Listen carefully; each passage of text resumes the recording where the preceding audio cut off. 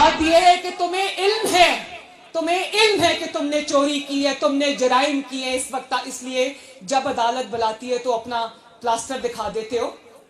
تمہیں علم ہے کہ تم نے چوری کی ہے۔ آج تم لوگ دیکھنا، میں آپ کو گواہ بنا کے کہہ رہی ہوں، اس کو کوئی سازش کے لیے اسلام آباد بلائے، حکومت گرانے کے لیے اسلام آباد بلائے، اس کو اقتدار کے لیے اسلام آباد بلائے تو یہ دوڑا جائے گا اسلام آباد۔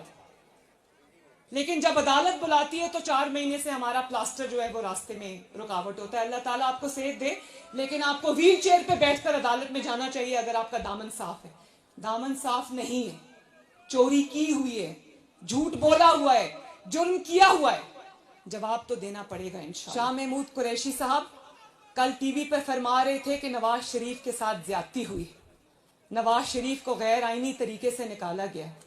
اعتراف جرم کرنے کا بہت بہت شکریہ، لیکن یہ بھی بتا دیں کہ نواز شریف کو نکالنے والا کون ہے؟